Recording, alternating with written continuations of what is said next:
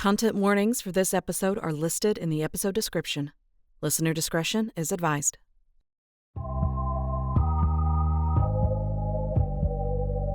The Collection of Moira Graves.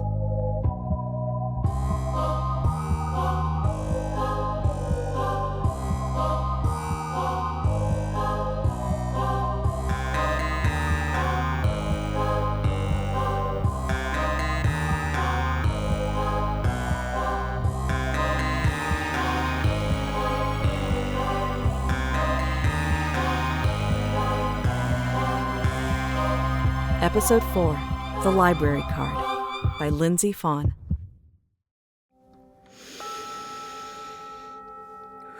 Now slowly release yourself from haunted castle I'm so stiff this morning. and take a second to check in with your inner darkness.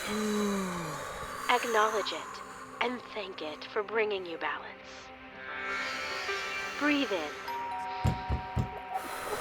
Encourage your body to come forward. I hear it, Kiki. And bend at I the have knees no interest to in end playing their shadow game sculpting. today. Stay in shadow. I am quite all right to wait it out. Thank you.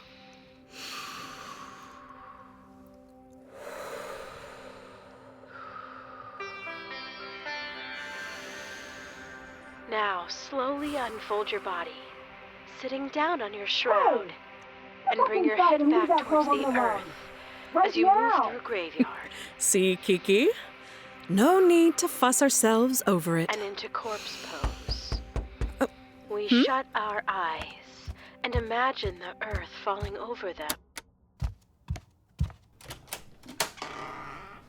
Hello, I'm Nancy. I live 2 houses down. I just wanted to apologize for my boys. They just have so much energy. I can't seem to keep them inside or still for more than 2 seconds. Please, it is quite all right. It really was no bother. No, it was, and I'm so sorry. I've told their father if he doesn't keep them occupied for the rest of the day, I was going to drain our bank account, take his truck to California, change my name, and restart my life. Oh, and I brought you some cookies. Would you like to come inside? Hey, put that down. Would you stop running? Hey, not the hedge trimmer. I That would is not love what that's for. to. It's his name. Ow. Hey. Why don't we go have a seat and enjoy these delectable-looking cookies? What a lovely home you have. And so clean. Oh, thank you. Please, have a seat. And watch out for Kiki. She can be quite intrusive. Thank you. Oh, wow. I could never keep knickknacks out like this with those boys running around. I have collected these items over my lifetime. They are very special to me, each with its own story. I could share one with you, if you'd like. Oh, that would be lovely. I never get to just sit down and interact with other adult human beings. You do certainly have your hands full. Just what I was looking for. This here is a very old library card. It belonged to a woman named Ruth. She, too, needed a little escape. Let me just... There's my tuning fork. If you're ready, I now present to you the library card. Like many housewives of the time, Ruth enjoyed a good romance novel.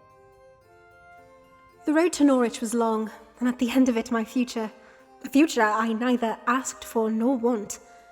My father traded me like a prized mare to Lord Green, a man I had never even met.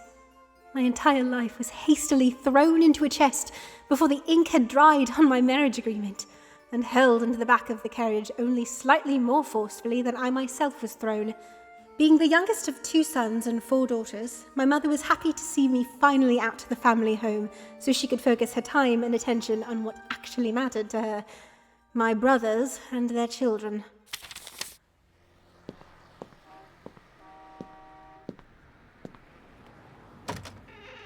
morning, Ruth. Did you have a nice weekend? I did, thank you. And yourself? Oh, I took a drive up to see my mother and had a nice little visit. Oh, how lovely. It was. She's getting up there in age, so I try to go as often as I can. Of course.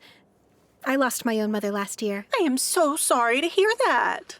Oh, thank you. Well, I won't keep you. I started an exciting new romance novel that I'm dying to get back to. Oh, I love a good romance. Which one? I believe it's called The Golden Ring by... You know what? I don't know who the author even is. I don't think I've heard of that one. I need to talk to Fred about adding new books without telling me. Oh, I see a very confused-looking young man in the periodicals who may need my help. Of course. Please come find me if you need help with anything. I will.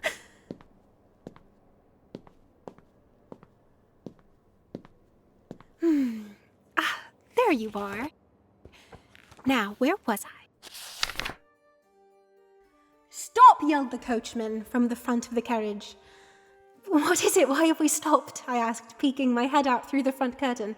The light glinting off the thief's blade was the first image my eyes caught, and I quickly pulled my head back inside. Panicked, I fumbled through my belongings for the small dagger my father had given me before I departed. Just as my fingers found the handle, the carriage door swung open. My eyes widened as I stared at the intruder, frozen in fear, unable to draw the dagger and defend myself. Don't worry. I'm not going to hurt you. His voice said calmly. Who are you? I demanded. Just a fellow traveller. He said with a slight laugh. He glanced down at my trembling hand and reached out to hold it. I told you, you don't have to be frightened. Let me take what I came for, and you can be on your way. As he pulled his hand away, he slipped the large golden ring from my finger. Still frozen, I watched as he dug through my bag. Outside the carriage, I could hear someone rifling through the rest of my belongings. The faint sound of the coachman pleading drifted in through the open door. Thank you, Mum, said the thief, but he didn't leave. His eyes lingered on mine for a moment longer. My chest rose and fell sharply with each breath as I struggled to compose myself. His gaze dropped slightly before he finally pulled himself away and closed the door. I hesitated, then pulled the curtain aside to check if they had gone, before daring to check on the coachman.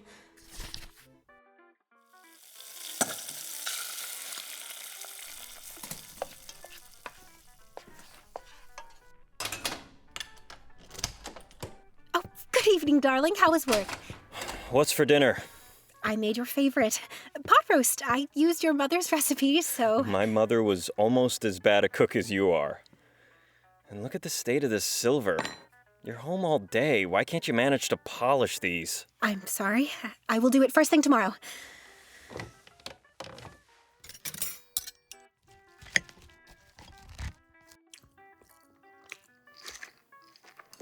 How are you enjoying the pot roast? Oh, please also make sure my blue shirt is pressed tonight. Of course. Oh.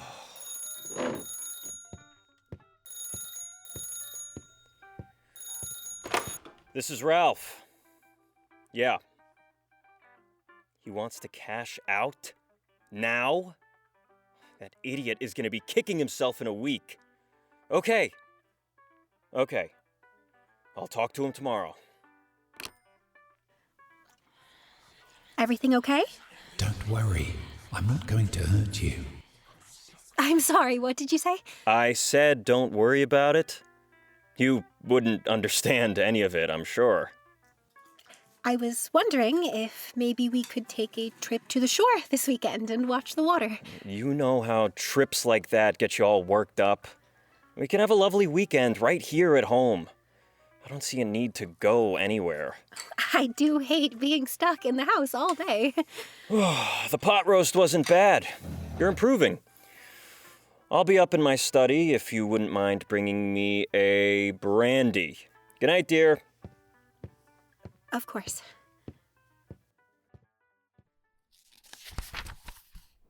Good morning, Ruth. Good morning. I couldn't wait to get back here today. How come you never check any books out? That card lets you bring things home, you know. Oh, Ralph doesn't approve of any of this. He thinks books give women ideas. Oh, they certainly do. And that's exactly the point. I do hear a dashing thief calling my name, and I have plenty of ideas in that regard. Enjoy!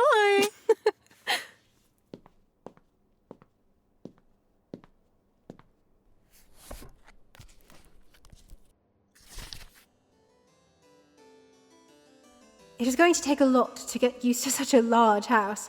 Mary, my personal attendant, followed me to my bedchamber like she followed me everywhere. Lord Green insisted. I stopped at the door and turned to her. Thank you, Mary, but I think I will prepare for bed myself tonight. Yes, m'lady, she replied politely, followed by a curtsy.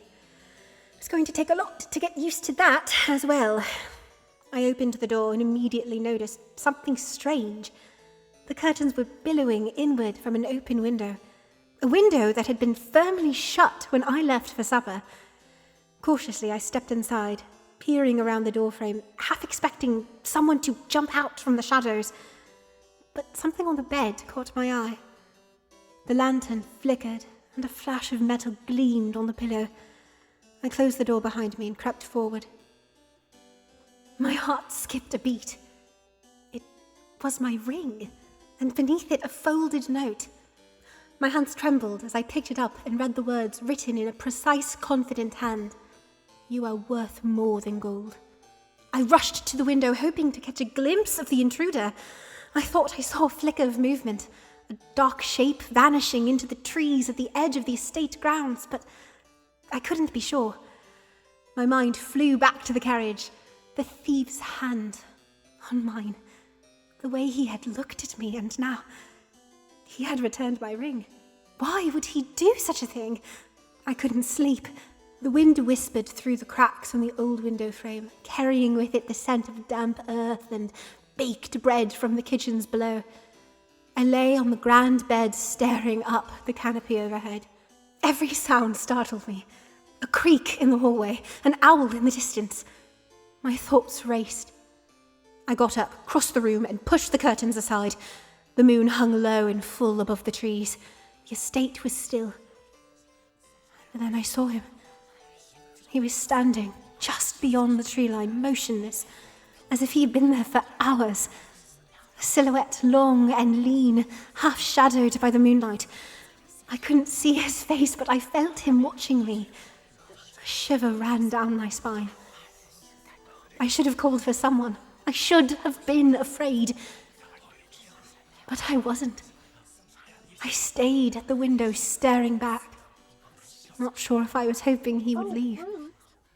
Or come closer. Ruth! Ruth, can you hear me? Oh, sorry.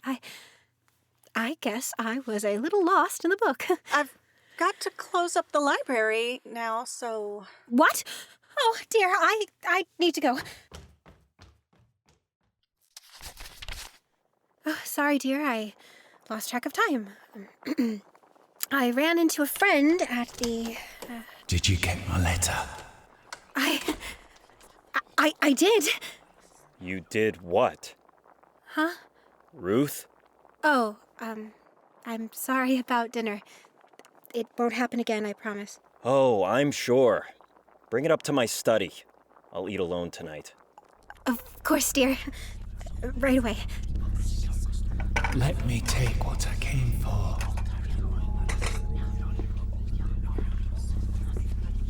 I'm not going to hurt you. Come back, Ruth.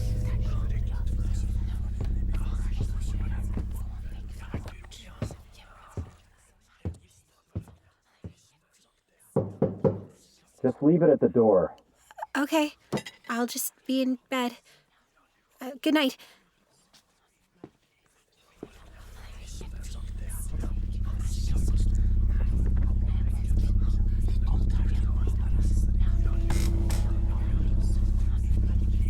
I'm not going to hurt you. Who are you? Come find me. Oh, hi, Ruth.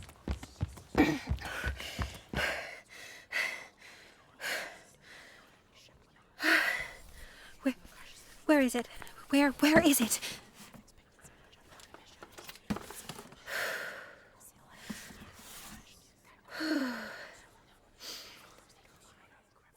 The sound of a twig snapping brought us back to the real world. I looked around, expecting to find my husband standing over us, looking down at his half-dressed wife wrapped around another man. But there was no one. The forest was quiet and still. I turned back and rested my head on Theo's bare chest. His breathing was still heavy, but it began to slow as I stroked his arm. My mind drifted back to that day in the carriage, his fingers sliding down my hand, his dark eyes staring into mine. I traced my hand down his arm, feeling for the ring I placed on his little finger so many months ago. I slid my hand down further. Again? He asked with a small laugh. Aren't you usually running off by now? Lord Green won't be expecting me for some time. He doesn't bother me until he sends an attendant to fetch me for supper. I feel such rage when I think of him touching you. He pulled me tighter, kissing my neck. Then let's stop talking about him, I replied, pressing in closer. Theo grabbed my shoulder and looked me in the eyes. I would do anything for you. Anything. Please, Theo, not this again. And you're hurting me. We can run away. Take what we can and start a new life. I wriggled from his forceful grasp. I have told you before. The world doesn't work that way. This needs to be enough for you. Is it enough for you? I turned my eyes away, not wanting to meet his gaze. No. But I don't have a choice. He moved in closer and stared even more deeply into my eyes. Tonight, I will wait for you in our spot at the edge of the forest. We will start our new life together. A silence passed between us, heavier than before. I listened to the wind shifting through the trees, to the steady rhythm of his heart beneath my cheek. Theo said nothing more. He just held me tighter, as if he could keep me there with the strength of his arms alone. And for now, I let him try. Ruth? Ruth? Hey, Are you okay? Oh, yeah, I came to see Theo. Theo? Ruth, I am worried about you. I know, but I don't have a choice. What?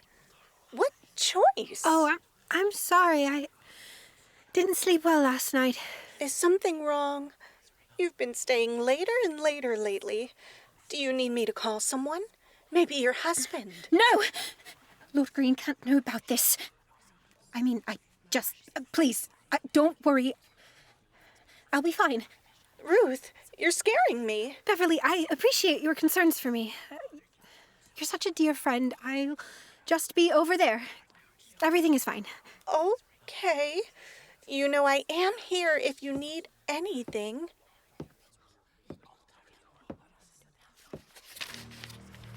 Lord Green hadn't yelled. He hadn't struck me. He simply looked at me with quiet disgust and started to walk away. You can't just keep me locked up in here, I shouted. He turned back slowly, his hand still on the door handle. I don't think you understand, he said, voice low. I could do much more than lock you in your room after what you've done. There was something in his eyes I hadn't seen before. Not rage, exactly. Something colder, final. He stepped toward me. I moved back instinctively, trying not to let him see the fear creeping in. I was a fool to think I could trust you. I won't be making that mistake again. He reached for my arm. I jerked away. Don't touch me! He grabbed harder this time. I fought him, nails scraping at his sleeve, and he pulled me close, his breath hot against my cheek. That boy, he said through his teeth, will hang for this. I'll see to it myself. No! I gasped. You wouldn't! I twisted hard, breaking from his grip. As I straightened, I slipped my father's knife from the top of my stocking, praying I wouldn't need it. But he lunged again. His eyes widened as he froze inches from my face. A warmth spread between us, blooming from where my blade had pierced him. He collapsed, the thud echoing through the room. I stood frozen. The only sound was the wind against the window panes. I waited for him to move. He didn't.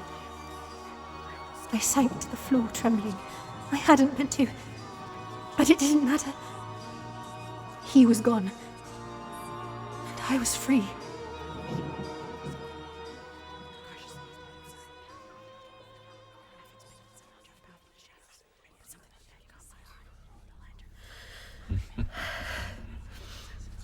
Come find me. I want you. Ruth? Ralph! Oh! I'm sorry, I was just taking a rest. Let me take what I came for. What is this? No, Where please. did you get this? I Since when do you have a library card? Please! Have you been going Ralph. there? What have you been reading? No. How did you even get a library card without my signature? Can't just keep me locked up in here! I am your husband! I can and I will! Won't keep me from him! Who? Who have you been seeing? Answer me! Do not walk away from me! I can explain everything. Ruthie, put that down! What are you doing? I'm not going to hurt you. It's okay, I'm not going to hurt you. Give me the knife!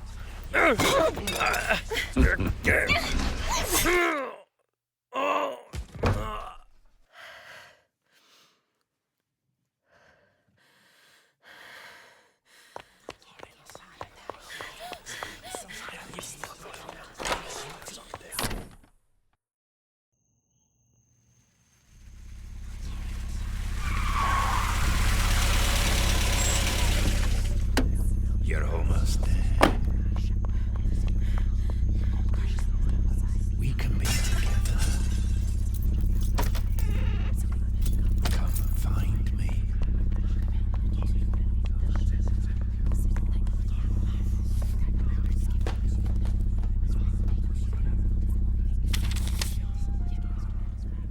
I ran down through the kitchens and out the back door.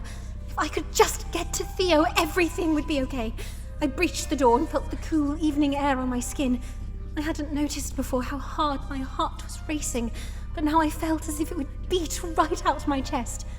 I stopped to catch my breath, looking back up at the window where Lord Green lay dead. "I'm sorry," I whispered, knowing he couldn't hear me. I never wanted it to end this way. I turned back around and quickly headed toward the tree line at the edge of the estate. A left at the fountain, then a right at the large rotting stump. Almost there. A nervous excitement welled up in my body as I got closer to where I knew Theo would be waiting. The clearing came into view and I quickened my pace, breaking through the unkempt shrubs. My last barrier to freedom. I twirled around looking for my beloved. The moonlight reflected off something laying in the center of the clearing. A knot tightened in my stomach. I could feel my heartbeat in my throat. I approached the small, shining object, hoping I was wrong. But I wasn't.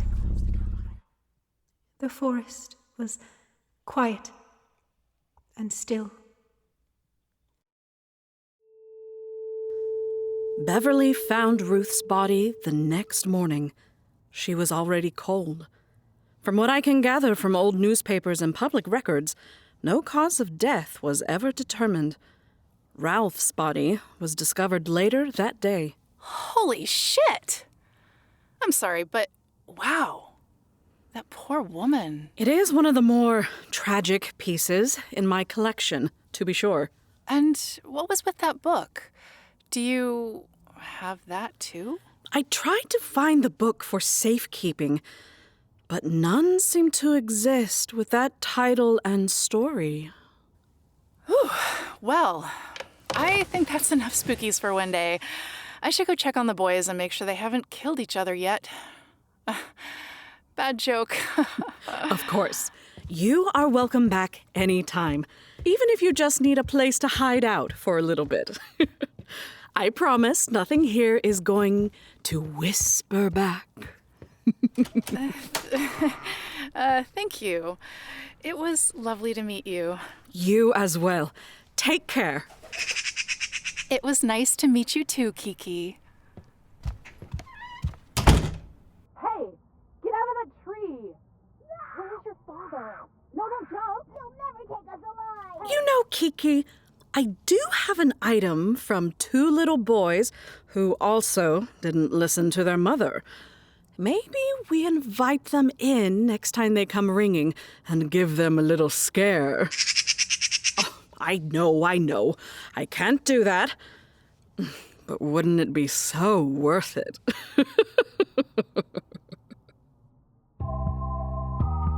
The library card was written by Lindsay Fawn, starring Alyssa Petrey as Moira and Shae Strong as Nancy, featuring Alyssa Houde as Ruth and Evelyn, Marcia Dunbar as Beverly, Anthony Romanelli as Ralph, Nick Sliwerski as Theodore, Jonathan Hardin as Nancy's husband, and Isaac C. and David C. as Nancy's kids. Directed by Lindsay Fawn. Assistant directors, Jonathan Hardin and Alyssa Petrey. Casting by Lindsay Fawn. Sound design and engineering by Lindsay Fawn. Head writer for the collection of Moira Graves is Jada Mendoza. Theme song by Jourdan Horban. Episode art by Alyssa Esteban. Production coordination by Alyssa Petrey. Story development by Alyssa Esteban. The collection of Moira Graves is produced by Merete Mohs and Lindsay Fawn, and the executive producer of the collection of Moira Graves is Alyssa Petrey. If you've enjoyed this episode, consider supporting us on Patreon by visiting patreon.com/lengthytangent. Learn more about the collection of Moira Graves and other shows at lengthytangent.com or by following us on social media. Links in the show notes. This has been the collection of Moira Graves, presented by Lengthy Tangent.